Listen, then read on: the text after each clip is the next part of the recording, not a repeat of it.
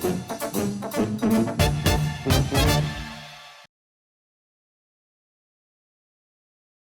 will go on to the next part of the festival, which is the discussion we're going to have with Sergei, who's going to stay in his seat, but we're going to be joined by another of the special guests of the Astra Film Festival.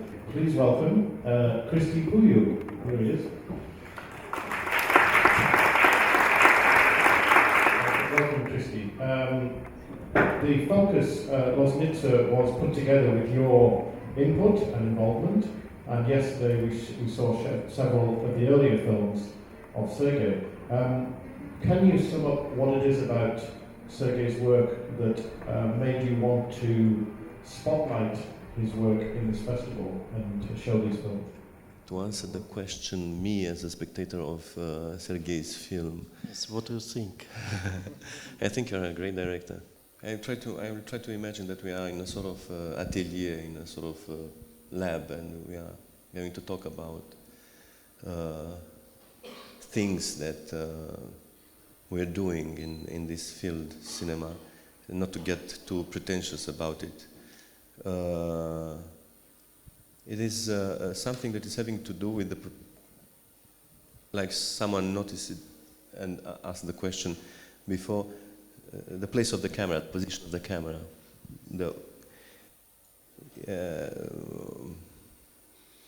I think we met on this territory regarding the where do you put the camera in order to get what, and what does this mean? And this is what comes first when I am thinking of his work. So it raises a lot of questions, and we had some talk about the position of the camera. Where do you put the camera? What does this mean? Moving the camera, not moving the camera, editing the material, not editing the material, what is a long take, what is... So all these things that are very familiar to everybody who is into the cinema, so it's nothing really new. Then after, if I had to talk about his decisions, I would rather prefer to ask him questions than to make an personal analysis. So what question springs to mind, for instance, when you saw Maidan? Maidan. The question is, you have a series of shots, steady shots. Sometimes the camera moves because of the action, because the mise en scène moves the camera. What is happening in front of the camera affects the position of the viewer, your position of the author, somehow, metaphorically speaking. But you have a series of shots, and you put together all these shots, and you get in the end a certain fluidity of this event. Of course, we stop from time to time, and there are some kind of information we need in order to build up the whole event. In the editing room, did you have this problem of losing, getting into something that will affect the restoring of this event, no, it's not the event. Like recreation of the event, or the representation? How to edit the film to recreate? You have several shots with several significations. You put together all these significations, and there is a risk of... Is there a risk of distorting the sense of the whole? Did you felt like losing affecting, altering the signification of a part by putting together all these parts? Like every shot will alter, will contaminate in a certain manner the other shots, and bringing the whole into something that could be perceived like a sort of propaganda. This is something that I had in mind when I saw a film made by a Romanian director about an event that took place in Romania. It was a big meeting in the University Square, and I was I was taking part in this event, and I was very much anti-Iliescu's regime and the new communists that took the power in Romania. And then after I asked myself, well, how not objective, but does he succeed in keeping the right distance and not surrender? Is the director did surrender to for the militant is having inside, and the feeling I had years later when I saw this film Piața Universității. So it was a hot moment, and we accepted it as a right and good restitution of the facts. And years later, I had the feeling, no, there is something there. But I don't care, because it was like this. It was a film made with the guts, and you are caught inside this hot moment. But I'm asking the director, is there any risk in this? Did you felt that there is the risk of losing the position of the director, surrendering in front of the militant? Not militant is a big word, but the passion. The ration, there's the rational level, surrendering, being engulfed in emotion. Okay. When I make a film, I didn't think about that at all. This kind of discussion can be after, when you thinking about film which made already. And it was not a question behind me that according propaganda, I have a simple definition. The propaganda film didn't give to spectator his own space where he can think. Propaganda film exact announce what kind of thoughts you have to after film, to what kind of thoughts need to you to survive, or etc. etc. It's the same like advertising. Yeah. But advertising, not Coca-Cola and popcorn, but advertising of the thoughts. And if you give this space to spectator, you a little bit survive, because every director make a propaganda of himself. Because you construct a film when only by the way which exists only for you. And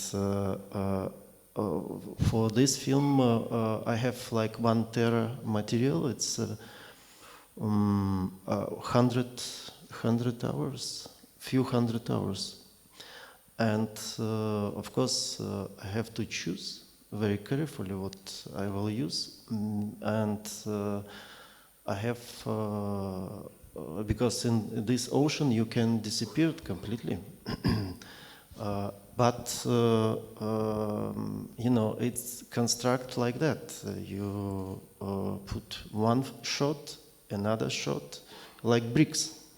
But they affect one another, or not? Of course, but you have to know what kind of influence from each brick to another you want to build.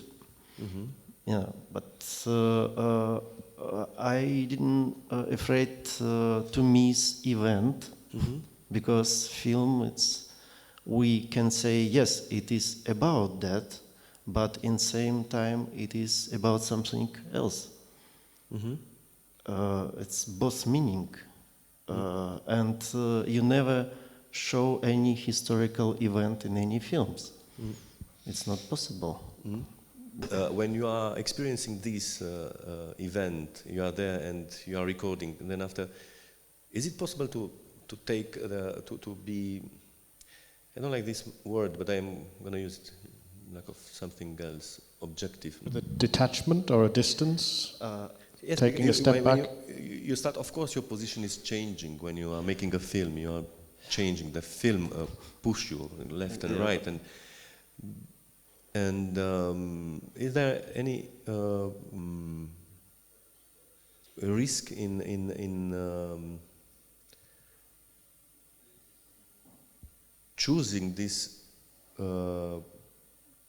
while choosing the position where you put the camera and you shoot the events, you let the events unfolding in front of the camera. There are lots of things that are happening, and the beginning of the film is very rich. People are very there, and then after there is a conflict, and someone becomes more abstract, more general, more images that we saw already. Is the position of the director that of a distanced observer, or is the position of the director that of an engaged one? It is and. Is it together? It's together. And also, even when you put camera, you already influence to the situation. I have one, I know one good director, Viktor Kosakovsky, and he once tell me that when I come with the camera on the cross, when the roads is crossing, and put camera and switch, immediately something happens. Some crash or... Yeah. And my answer was, Victor, please, don't switch camera. It was a joke, of course, but this it tells something about our influence, because when you put camera, even I don't know, before shooting, I don't know what kind of material I will get. This is also, if this material will work, if this picture will work or not. It's also, I don't know, it's kind of magic which happens inside the camera. And then you put together all these shots and... more or less I follow chronology, but... the rhythm, the music of the music. Of course, but another example, the film which I made from archive, which named Blockade, and it was like 6-hour material, and the most dangerous scene or most difficult situation was in the beginning of the blockade of Leningrad. But my film starts from the beginning of blockade, and after that it's finished with liberation, with firework and liberation. And with the the most impressive shots, it's or material with dead people on the street. But chronologically, it was in the December 1941. In the film, I can't put this. I can't use this kind of shots, because after that, nobody will watch a film, because it's a very strong impact. And I have to move this scene to the end, to the culmination of the film. This is how history, real history, what happens in the life, clash or what kind of conflict exists between history and drama, and yes, the way how we tell the story. And because it belongs to the screen, it belongs to our possibility to accept and our sensibility. We can't sit, for example, 10 hours and watch something. 2, more or less. But 10 is very difficult and keep tension during that. And you know, as a director, what means 5th minute, 23rd minute, 34 minutes in the film, 45. If you find till 45 minutes, you can make a film longer. You know, it is depends on the, I don't know, some constant, like Planck constant, some 5. Loznitsa constant. No. So there's a scientific way of keeping the audience engaged. It is scientific. You have to keep the wave, and etc., etc. And from that point of view, you are not such a careful as a historic or anthropologist and etc. Because your film depend on the rules how you have to tell the story, and these rules depend from the subconsciousness and consciousness of spectators. This kind of matryoshka. Because of course in My Joy, which was your first fictional film, you kind of break the rules, because this is a film which doesn't have a conventional narrative structure. We meet one character, then we go ahead, then we come back, and we da. So when you went from documentary to fiction, you clearly tried to break the expectation of the audience in a successful way, obviously because the film was very well received. But that was an instance where and to talk about the author's voice or the filmmaker's voice, you sang a different kind of song to the one that the audience was expecting to hear. And some people found it difficult because they were saying, well, who's this film about? Is it about this guy or what? So in terms of, you know, you're saying the rules which you are given, in My Joy, you broke that rule. Of course, but you have to make it very careful. Like, you know, the percentage which people accept and didn't accept, and you have to involve them to this game. This why cinema still exists, because somebody make experiments, somebody very strong experiment and develop language. Yeah, but in any case, in general, rules work even in this experiment. And Cristi, in your films, are you conscious of these? Obviously, the films that you make are narrative films. They have story, characters, development. In terms of that, how does the author, because we talk about author's voice and authorship in cinema, do you feel as though you're working within strict rules which Western traditions have given you, or to what extent are you free to sing your own way? I don't know.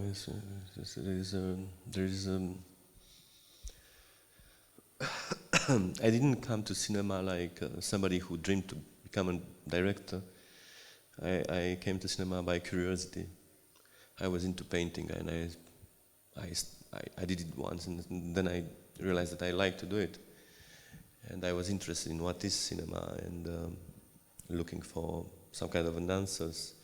So what I did and what I'm doing is trying to understand while using the instruments of cinema. So I have some kind of ideas when I start a film, but I have lots of problems with lots of things in cinema. For example, I don't understand the traveling. I use it like when I did some commercials, but I don't understand it, so I'm not going to use it. You mean like a traveling shot where the camera is a traveling shot, yes. So I have to integrate it somehow because otherwise I cannot use it. I did once this champ contre champ, this shot reverse shot reverse shot. 8. But I don't understand it, and I did it because I had this kind of complex because I had made my first film, and people said, "What is this handheld camera? This is just rubbish. This is not aesthetic, it's not good, it's bad. This guy does not know how to film. So I came to Romania, I studied in Switzerland, I came to Romania, and I didn't find my place, and I said, I'm going to make this short film, traditionally, making short reverse shot, in order to show the people that I learned my lesson, or something like this. To show that you can do it if you want to do it, but you just don't want to do it. Yeah, no, it was just stupid because, you know, we are at the beginning, and there's any minutes. Things that are having to do with my position, and I'm very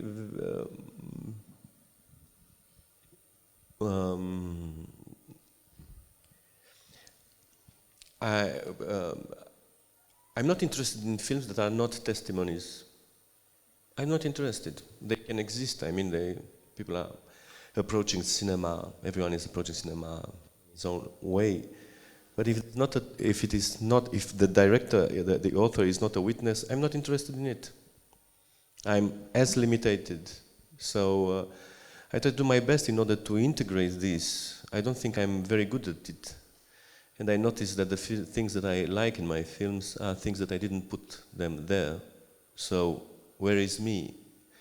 I don't know, maybe as a, some kind of maître de cérémonie, and you let the things then happen. And then later, when I discovered this say of Celibidache, when I was working on Aurora, you don't do anything, you let it evolve. I said to myself, this is a possible answer, but how are you going to do it? You don't have a recipe. I think I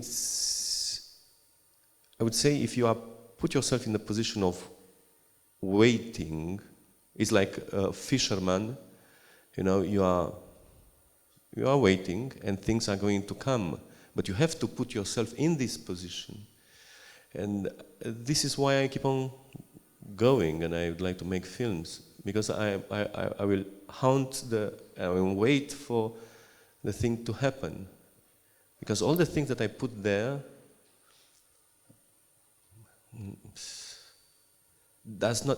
you cannot compare with what God gives you.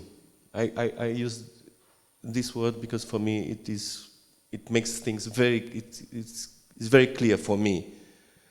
I think you have to be there at the right moment and to push the button, and then the rest is going to be done by God.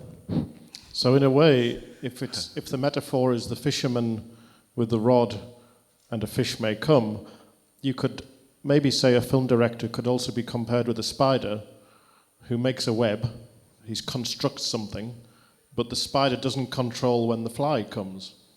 So to me, it's like the film director doesn't make the river. I mean, you might make a river, you might go and dynamite a dam and make a river, but more likely you will create a structure within which things might happen. Is that a way of putting how a director works? Yes, that's why there are limits. That's why, and the limits are there because you install the limits. Sometime when you can lose this, and you can get things that are coming from a different kind of dimensions, and you might tend to use them inside on the territory that you circumscribed already, or a framework, and they don't work. Or a framework that you've built, or a zone that you've created somehow. Yeah. I mean, it's not like you are being imprisoned inside the territory that you imagined, like the net, the spider net. But and this is like walking a road and crossing the forest, and there are lots of temptations of any kind, and lots of dangers. It is being there, being present, and things will happen. This idea that the director is giving indications to an actor and the actor understood, this is just rubbish, it does not exist. And it happened to me a lot of times. And said, yes, I understood. No, you don't. Because I didn't understood. So I tried to find the right words in order to explain something that it's very hard for me to catch, and you say that you understood. No, you don't. And it's very hard. But you see that when people really understood, it happens not through words. It happens like, I don't know how. For me, it's a mystery. That's why, because I'm lazy, I prefer to say it's God. No, not because I'm lazy, but you see, it's much more comfortable for me to think that I'm being protected than to think that I am coming from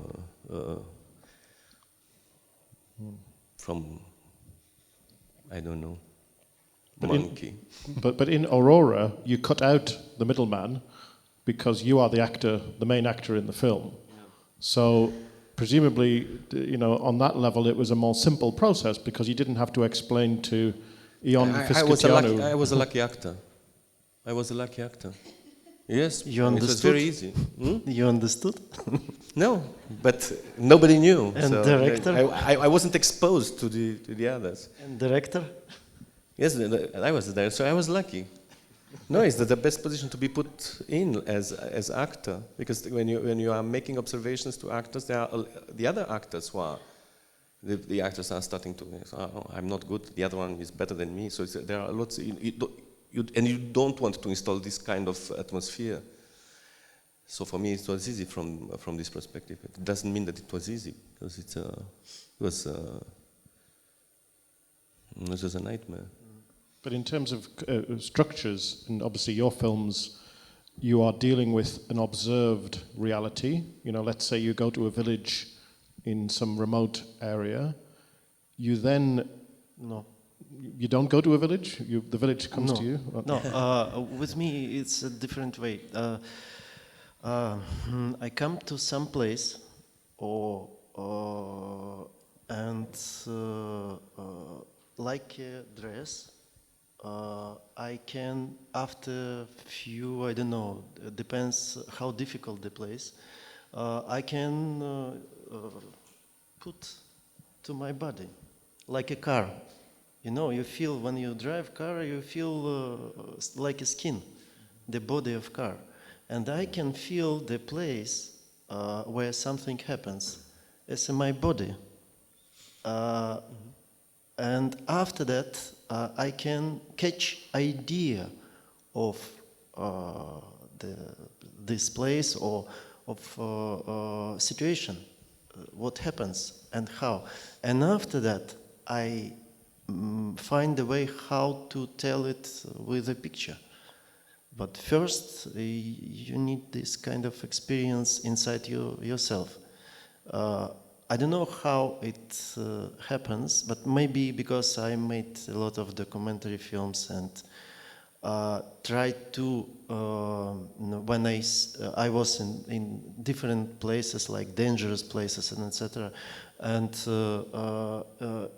I try, when I want to understand the place, I try to think what people around me thinking and what they can see. Can you imagine that I have to imagine what you can see? This, for example, but not. So they see not you. Directly. yeah, but not directly. But what you're thinking about, and when it's a lot of different kind of training. After you can feel the place like your home, and after that you are like a fish in the water. You can do what you want from that, because you understand it. For me, it's to understand what is it, because I know that things which we can see, sometimes we didn't understand. Maybe 99% of the situation. So it's a case of going to a place tragedy, and this, you feel it, how to put it, you might go to a lot of places and not have this feeling of comfort or feeling of, as you say, it becomes like your skin. You don't feel as though you're inhabiting the place, but sometimes you do. So there are some places where it just doesn't work, and you wouldn't make a film there? It's an interesting question. Is it possible to make a film? I need more time, maybe. And maybe it's not interesting to make a film because it's not inter esso, the place and situation and etc. But till that moment, I didn't find the place where I want to make a film, and the film is not happening. But you make it sound like a physical reaction almost. You know, This- it's not a cerebral, No, it's in no, the body. No. This is your sensibility, because I try what you doing before shooting, like clean myself and road and driving help you a lot. And Russia is a very big country. You know, you can 1,000 kilometers drive, and after that you are absolutely clean. You can open eyes and look in different places and see something which you can't see in normal, situation, in your life. But for me, it's like that. And with feature films, the same. You live inside this, the cloud. It's a cloud. Because, of course, My Joy, the main character, is like a truck driver. He's driving through. I think you made the film in Latvia. No, that in was Ukraine. in the fog was Latvia, wasn't it? Yeah. And the other one was he's driving through. Yeah, but it was my experience of other people and feeling which you get from that space. Because when I came the first time in Russian countryside, I was surprised a lot that it was Smolensk area. And the first feeling that this territory, after Second World War, still didn't come back to the life after Second World War, because it's everywhere in the. When people talk about life, they immediately, it was 70 years ago, but it still live together with them. And also this territory like near die, disappeared with the culture, with everything. It was my first impression. It was strong impression, and I made few films in Russian countryside because of that. Because I'm a guy from the city. I grew up in Kiev.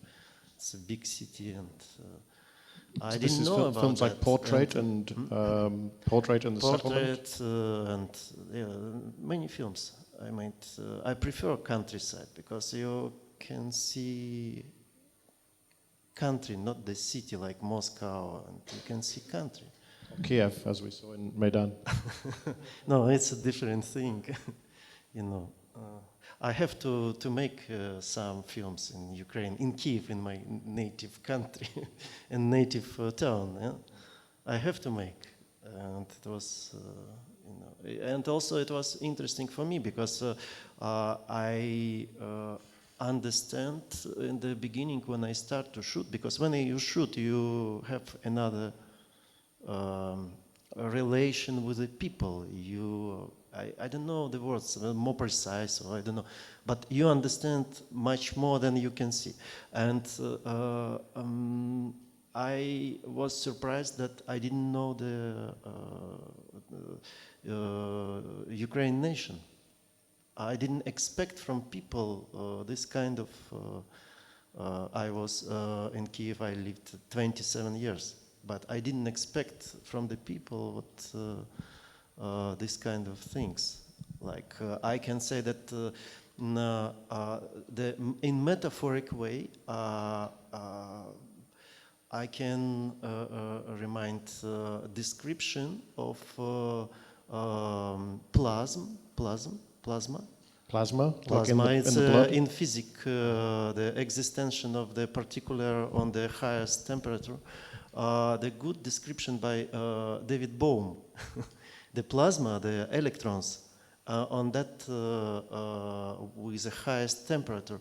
They have kind of, for us, kind of reasonable movement, consciousness.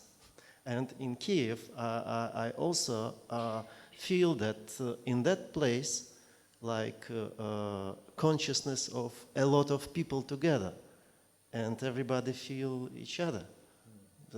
This strange effect, because it's not common. Like a collective organism in some way. Kind of, and how it works and what kind of waves in between people, because we have influence only not with voice, not with eyes, to each other. With our brain, create the waves. And these waves, we read also the brain of our colleague, your brain. Like an aura, we could say. It's not aura, but this is waves. They fix it with, I don't know, the parameters and etc. This kind of, I think in that situation, maybe this kind of influence from all people collect together, because also a surprise for me, I didn't remember any revolution without leader, kind of Lenin, I don't know, or no, Cromwell, or whoever, and any revolution without party who organized it. Because all leader of Maidan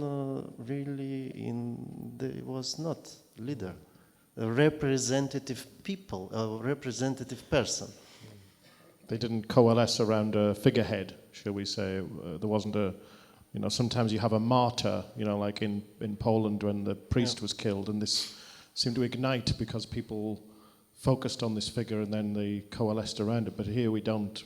There is no Che Guevara. It was a moment when people, 100,000 or 200,000 people, they say to the leader of opposition on the stage, we need one person. We will listen one person. You have to choose one person. We will follow you. Can you imagine? And the politics, they said, no, you are leader. It was, it recorded, it was this kind of conversation. Collective. Strange, interesting, and I can imagine that everybody afraid. Are there any persons, people talking to the people there in Maidan Square? Are there any people like this that are now in the Ukrainian government, that are now installed in power, they are powerful, they have a political power right now after the event? Because in the square there were people coming and talking to the crowd and saying, not just singing and reciting poems, but people who were talking to the... Are those people... Now, one is a premier minister, one is a president.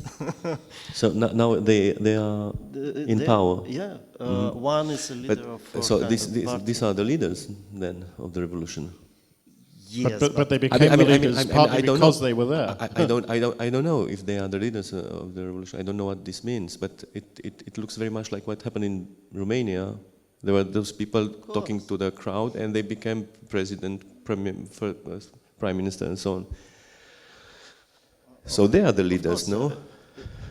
They even in Romania they even used to say that. The political party that result was a direct result of the revolution, which we learned later on that they were preparing for 6 months in advance. So in that case, we have to define this word, leader. What we mean when we say that this guy is a leader. You just said that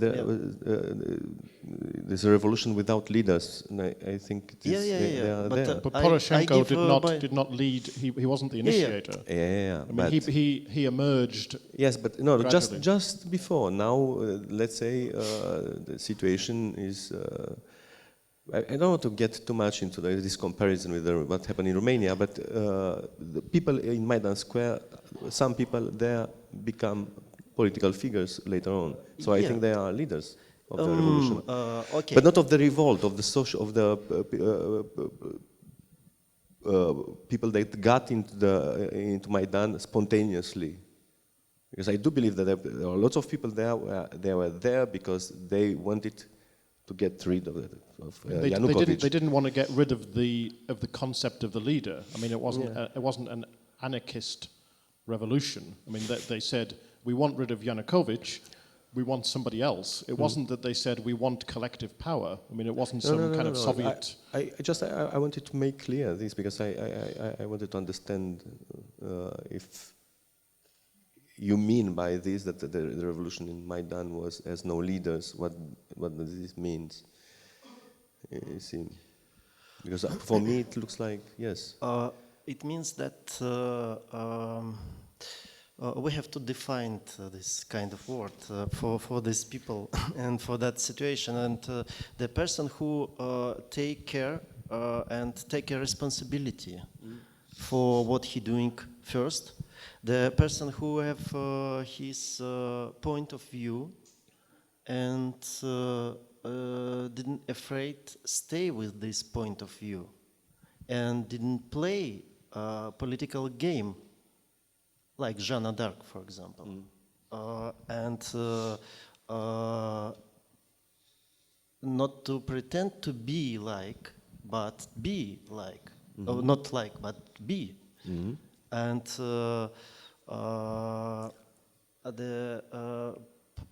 this leader of opposition, they count time from time how better, what better to say now.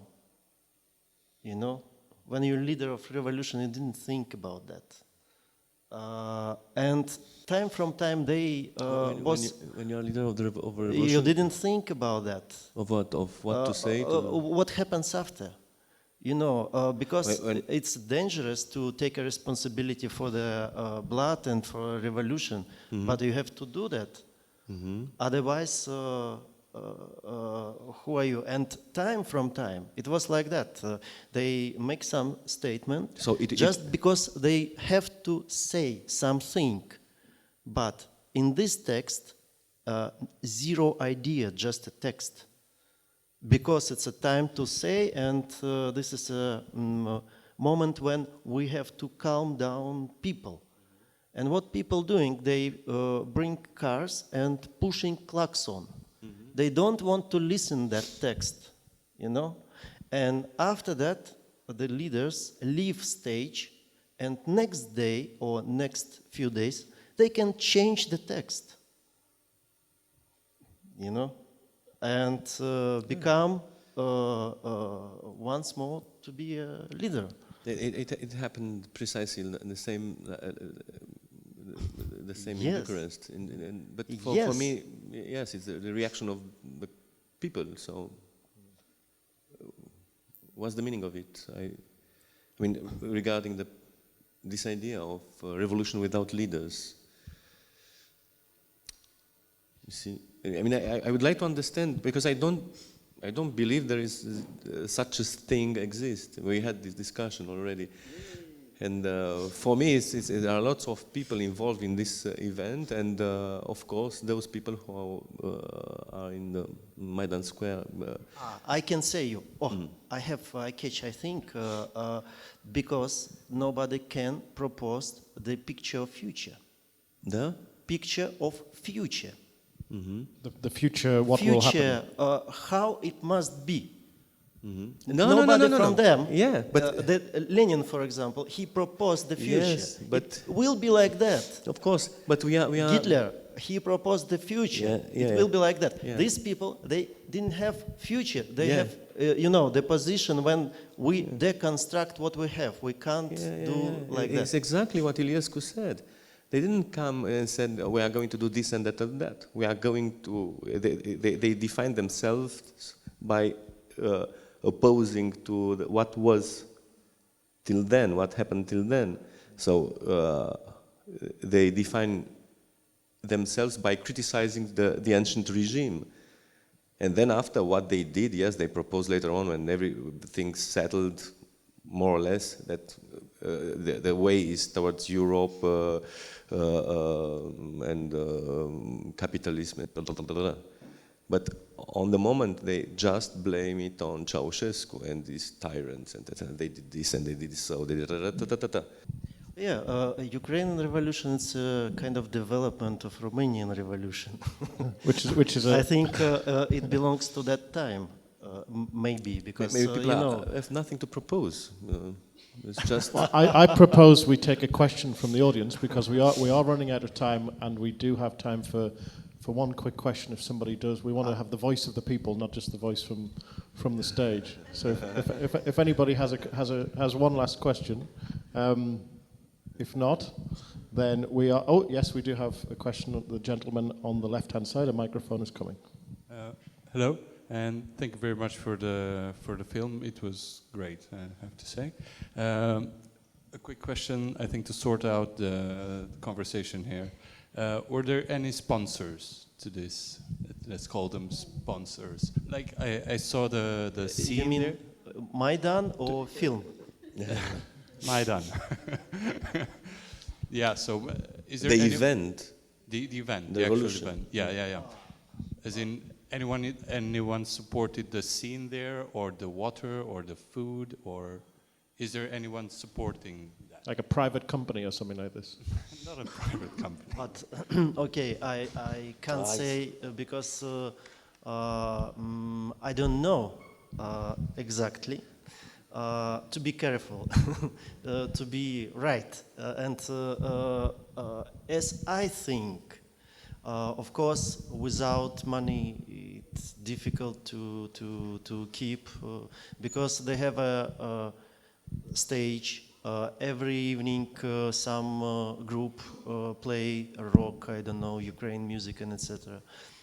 From all Ukraine, they hit Maidan. It was they bring food. It's 10 or 7 places where they cook. Maybe I don't know 20 hours a day, and they give food to everybody, and also to people who came from anti-Maidan, because it was not like in Maidan so good, because it was prepared with the hearts, and I can say that every day it was like more or less 50,000 people. You have to bring food and etc.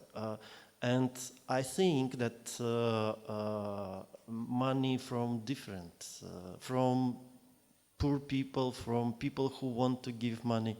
I know I have a friends who have a company and also give money, not such a big, but. And also, I think that it was money from some rich people. Because I think that we didn't know exactly what was as a background or underground of that event.